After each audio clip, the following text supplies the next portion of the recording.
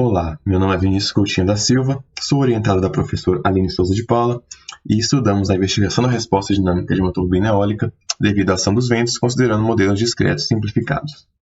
Aqui um breve sumário.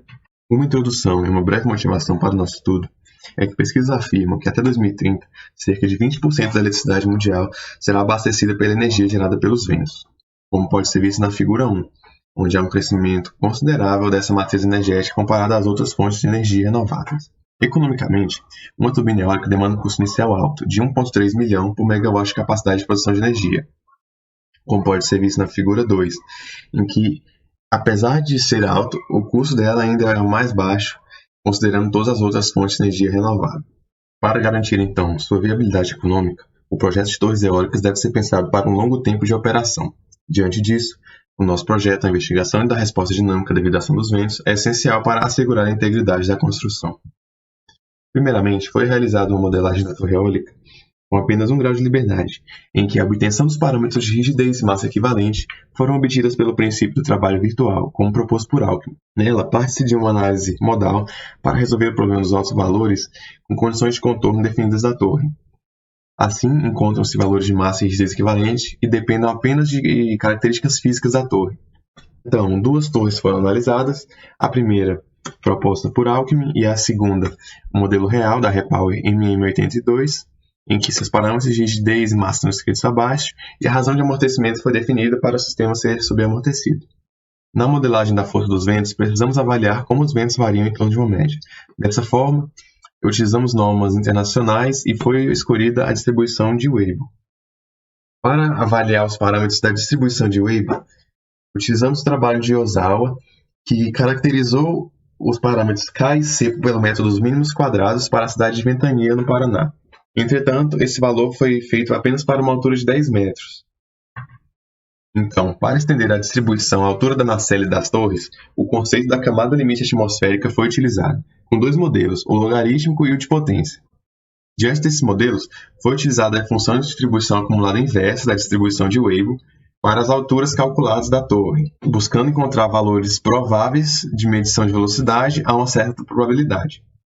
Para cada velocidade associada às probabilidades acumuladas, a densidade espectral de Kaimal foi usada de modo a obter o sinal da força em cada ponto da frequência.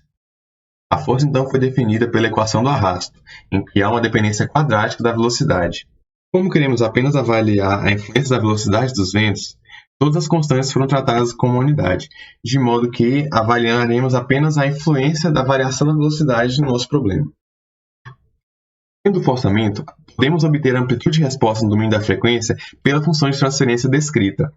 Podemos observar ao lado que há o decaimento das amplitudes conforme há o aumento das frequências, o que era esperado devido à cara da PSD de Kaimal.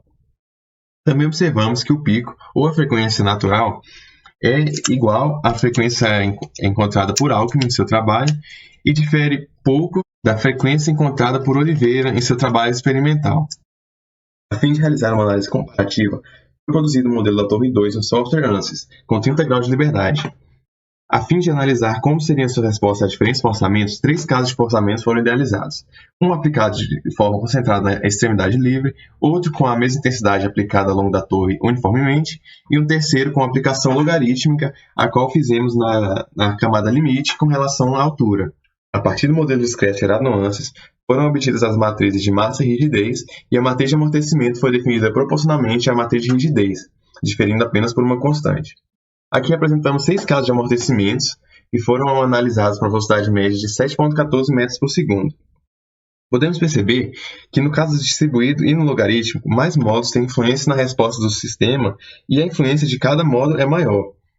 Além disso, para maiores amortecimentos, os picos de frequência vão diminuindo até chegar a um ponto que resta apenas um e depois eles desaparecem. Realizadas simulações, encontramos para qual valor de C o gráfico exibia apenas o pico relacionado à frequência natural, desse modo demonstrando para quais valores de C o modelo de 1 grau de liberdade representativo.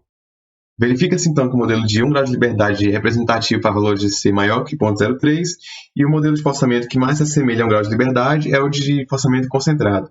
Portanto, verifica-se que os resultados obtidos pelo modelo de 1 grau de liberdade são representativos em determinados casos.